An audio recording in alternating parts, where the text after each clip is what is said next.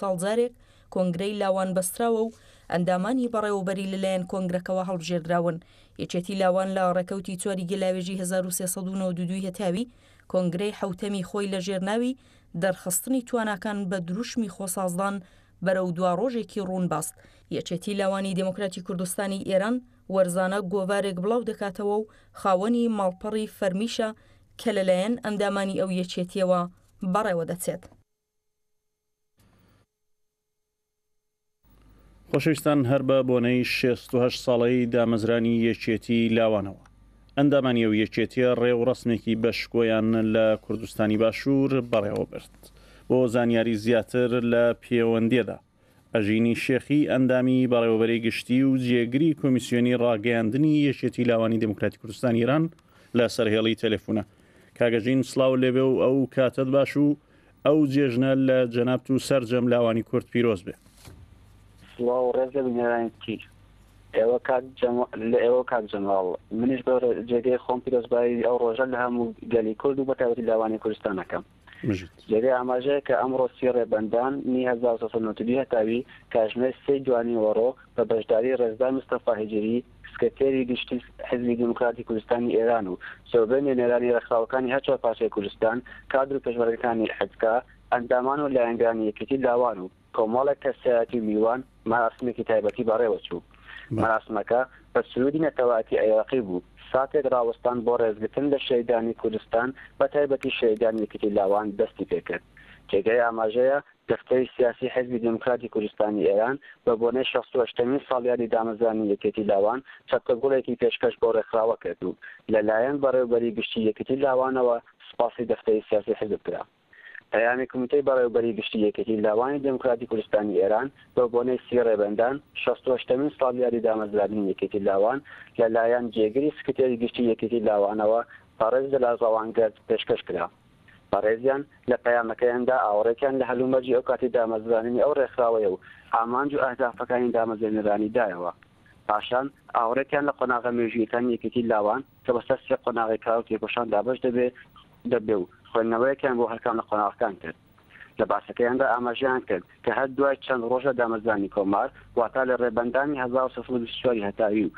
لەسەر پێشنیاری پێشەوە قازی محەممەد بڕیاری دامەزرانی یەکێتی لاوان دەدرێت کە یەکێتی لاوان وەک یەکەم ڕێکخراوی تایبەت بە توێژی لاو لە سەردەمی یەکەم کیان و دەسەڵاتی سیاسی مۆدێرنی کورد لە کۆماری کوردستاندا و لە هەلومەرجێکی تایبەت بە کۆمەڵێک ئامانجی درێژخایەن دامەزرا کە تا ئێستا ڕێگایەکی بە درێژایی 68 ساڵی پەڵ لە هەوراز و نشێوی بڕیوە و ئێستاش وەک جاران خورس و قایم لەگەڵ ئاڵ و گۆڕەکانی جیهانی و ناوچەیی بە هەڵ و تێکۆشانی مەبەست گەیشتن بە ئامانجەکانی درێژە بەخەبات دەدات.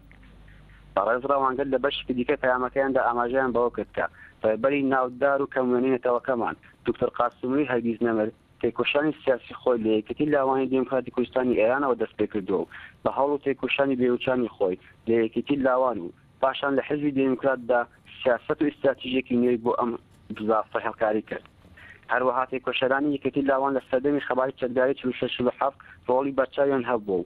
لە تێکۆشانی دیار و بەرچاوی یەکێتی لاوان لەو قۆناغدا دەتوانین ئاماژە بە شەهید سمایل شەریفزادە بکەین کە جێ خۆیەتی لێرەدا ڕێز لە خەباتی ئەو تێکۆشەرانەش بگرین. لە بەرگەیەکی دیکەی پەیامەکەی کۆمیتەی بەڕێوەبەری گشتیدا ئاوڕێک لە هەلومەرجی ئێستا یەکێتی لاوان و ئەر کوڕەسەڵاتی و ڕێکخراوەیە درایەوە. لەم قۆناغەیەدا یەکێتی لاوان زیاتر لە هەر کات لە ڕاستای ناسانی کێشێنێتەوەی ویست سەرجەم کێشەکانی لاوان لە کوردستان خۆی بە ئەردا دەزانێت و بۆ ئەو مەبەستەش توانیوێتی کۆڕ و کۆمەڵ ناوەندەکانی تایبەت بە لاوان بەخواست ویستەکانی توێژی لاوی کورد ئاشنا بکات. لەو ڕاستەیەشدا لە زۆربەی وڵاتانی ئەوروپایی و ئەمریکایی کۆمیتەی دامەزراندووە و لەگەڵ زۆر لە NGO ڕێکخراوەکانی پارێزەری مافی مرۆڤ لە پەیوەندیدایە و لە چەند ڕێکخراوەیەکی جیهانیش وەک نوێنەری لاوانی کورد ئەندامە و لەو ڕێگایەوە هەوڵی ناسانی دۆزی ڕەوای کورد و شەریعەتدان بە خەباتە ڕەواکەی لە ڕۆژهەڵاتی کوردستان بە ڕێکخراوە جیهانیەکان دەدات و ئەو تێکۆشانەش بە ئەرکێکی ڕێکخراوەی خۆی دەزانێت. پارێز جەلال ڕەوانگەر لە کۆتایی پەیامەکەیاندا سپاس و پێزانینی یەکێتی لاوانی ئاراستەی سەرجەم ئەو تێکۆشانە کە بۆ ساتێکیش بوو لەم ڕێکخراوەیەدا هەر لە سەرەتای دامەزرانیەوە تا بە ئێستا و لە سەختەرین هەلومەرج پشت و پەنای یەکێتی لاوان بوون و تێکۆشانی خۆیان لە یەکێتی لاواندا درێژە پێداوە کرد. دواتر لەلایەن کۆڕی موزیکەوە سرودی تایبەت بە لاوانی کورد پێشکەش بە ئامادەبوان کرا. یەکێتی لاوانی دموکراتی کوردستانی ئێران بەمانبەستی ڕێزگرتن لە خەباڵ و تێکۆشانی ئەو تێکۆشەرانەی کە ئەندامی دیێرینی یەکێتی لاوان بوون و لە ڕابردی ئەو ڕێکخراوەدا چالاک بوون و ئەو بەڕێزانەی کە بەهۆی تەمەنەوە لە ڕێزەکانی لاواندا نەماون بە بۆنەی 68مین ساڵ ڕۆژی دامەزراندنی سپاسنامەی ڕێزگرتن لە تێکۆشان پێشکەش کرا بە 68 لەو تێکۆشەرانە کە لەلایەن هەرکان لە بەڕێزان فواد خاکی بەیگی و جەلال ڕەوانگەر سکرتێر و جێگە سکرتێری گشتی یەکێتی لاوان و داران ئافاق سکرتێری پێشوو کاک سەید عەلی ڕەحمانی تێکۆشەی لێمێژنەی یەکێتی لاوان و کاک موسا بابەخانی لاپەکان پێشکەش کران جێگەی ئاماژەیە بەڕێز کاک سەید عەلی ڕەحمانی وەک لەمێژنەترین ئەندامی یەکێتی لاوان لە بەردەیەکی دیکەی بەنامەکەدا چەند وتەیەکی پێشکەش فەرموو پاشان پەخشانێک لەلایەن ڕێبوار ئەبوبەکریەوە خوێندرایەوە زۆربەی ڕێکخراوەکانی هەرچوە پارتیای کوردستان بەم بۆنەیەوە پەیامیان نردبوو کە لەلایەن فڵا ڕەحیمیەوە ئەندامی هەیەتی ئیجرایی ئاماژە بەناوەکانیان درا و سواسیان کرا دواتر لەلایەن هاوڕێیانی کۆڕی موزیک گۆرانیەکی فولکلۆر لەلایەن غوڵام فاتحیەوە پێشکەش کرا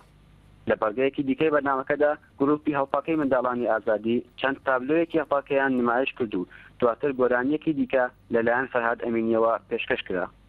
جێگەی ئاماژەیە کە مەراسم پاش یەک کاتژمێرونی و بەشایی و هەڵپاکەی بەشداربووان کۆتایی پێهات بەڵێ زۆر سپاس ئەژینی شێخی ئەندامی بەڕێوەبەری گشتی و جێگری کۆمیسیۆنی ڕاگەیاندنی یەکێتی لاوانی دموکراتی کوردستانی ئێران جارێکی دیکە و جێژنەتان لێ پیرۆز بێ و هەر سەرکەوتوو بن. شاندێکی کۆمیتەی حیزبی دموکرات لە کانادا لە ساڵیادی دامەزرانی